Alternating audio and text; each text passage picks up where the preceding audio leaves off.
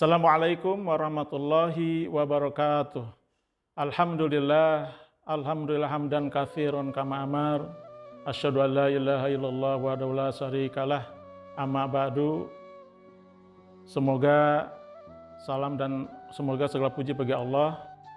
Mudah-mudahan salawat dan salam kita limpahkan kepada junjungan kita Nabi Muhammad sallallahu alaihi wasallam.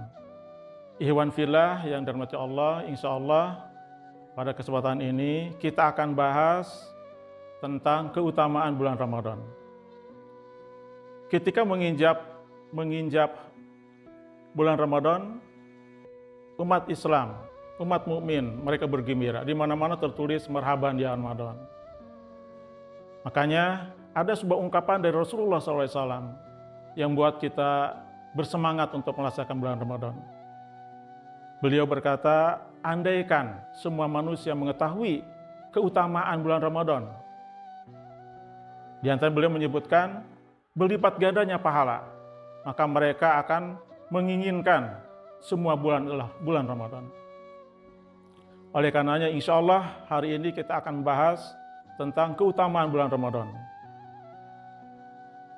Kita mengutip sebuah hadis yang diriwayatkan oleh Imam Ahmad bersumber dari Abu Hurairah, di mana Rasulullah bersabda, telah tiba bulan di mana di dalamnya penuh dengan berkah. Berkah berasal dari kata bahasa Arab artinya barokah, yang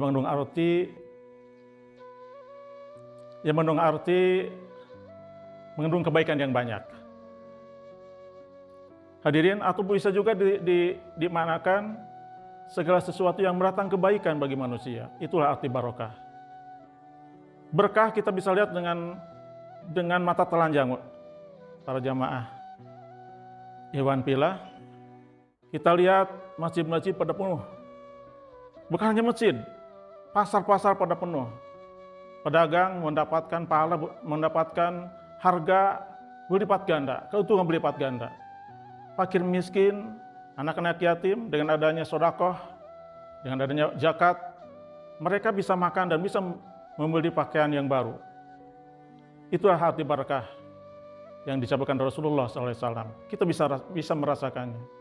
Lalu yang kedua, menurut Rasulullah SAW, ketika bulan Ramadan, setan dibelenggu. Ini mengandung makna, menurut para ulama memang ada perbedaan pendapat. Tapi salah satu ulama berkata begini, ciri bahwa setan terbelenggu karena salah satu masuknya setan pada diri kita adalah lewat nafsu. Nah, ketika nafsu ini dibimbing, ditundukkan dengan cara berpuasa, karena menurut riwayat, kalau riwayat cukup panjang, ikhwan fillah, bahwa nafsu hanya bisa ditundukkan dengan puasa.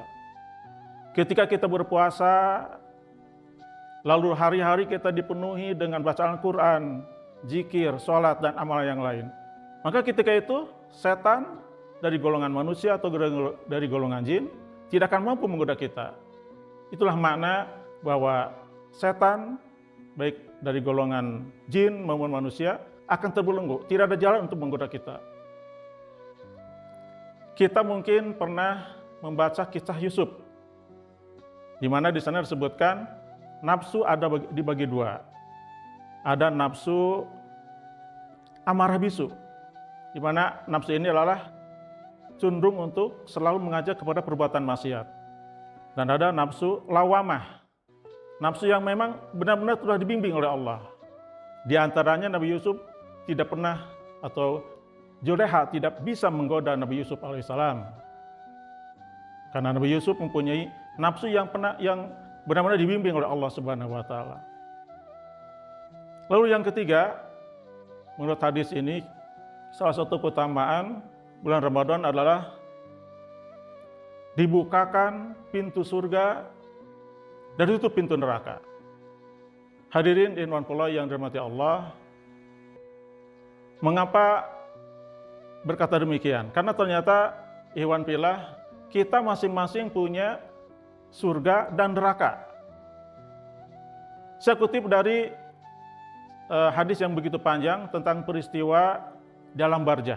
Ketika seseorang yang beriman, banyak amalnya, ditanya oleh malaikat, bagaimana tanggapanmu tentang orang ini? Gambaran tentang Nabi Muhammad. Maka dia akan menjawab, karena dia beriman di dunianya, penuh dengan amal soleh, dengan otomatis dia akan menjawab, dia adalah Rasulullah, dia adalah utusan Allah, kitab aslinya adalah Al-Quran. Maka ketika dia berhasil menjawab pertanyaan ini, malaikat disuruh melihat, coba, wahai hambaku, lihat ke arah kiri. Ketika itu, pintu neraka dibuka. Diperlihatkan bagaimana siksanya yang dahsyat, rantai-rantainya, tempat tidurnya terbuat dari api neraka. Dan ketika itu, pintunya ditutup oleh malaikat. Untung ketika kamu di dunia penuh amal soleh. Dan sekarang lihatlah ke arah kanan.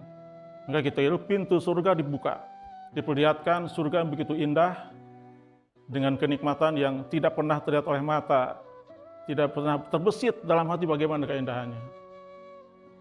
Lalu malaikat berkata, untunglah kamu di dunia selalu beramal dan selalu termasuk orang yang beriman dan beramal soleh. Sehingga si hamba ini ingin cepat-cepat masuk, ditahan oleh malaikat, jangan dulu masuk, sabarlah, nanti kamu masuk setelah hari kiamat. Maka berdoalah hamba ini, ya Allah, percepatlah hari kiamat, biar saya cepat masuk ke surga.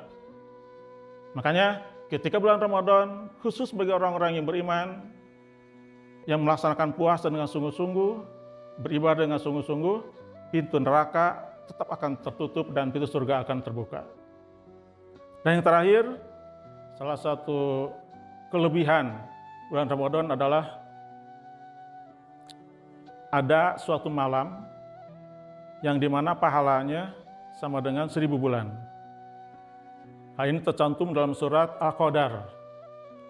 Seorang ulama, Jalaluddin As-Sayuti, dia menyusun sebuah kitab, ayat-ayat yang ada asbabun nuzulnya, ayat-ayat yang mengandung asbabun nuzul, di mana tidak semua ayat memang ada asbabun nuzulnya. Al-Qadar ada, di mana Rasulullah pernah mengisahkan ada seorang laki-laki dari Bani Israel, selain dia mempunyai iman yang kuat, juga fisik yang kuat. Malamnya dia dihabiskan dengan ibadah, siangnya berjihad fisabilillah, dan itu berlangsung selama 1000 tahun. Rasulullah dan para sahabat para kagum.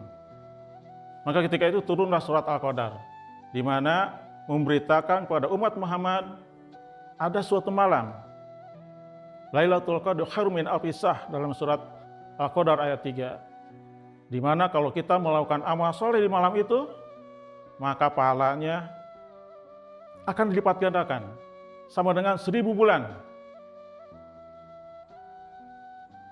Luar biasa, ini adalah kado dari Allah yang luar biasa. Kita sambut, mudah-mudahan kita diberi kekuatan untuk meramaikan 10 hari yang terakhir ini, supaya kita bisa mendapatkan malam Lailatul Qadar.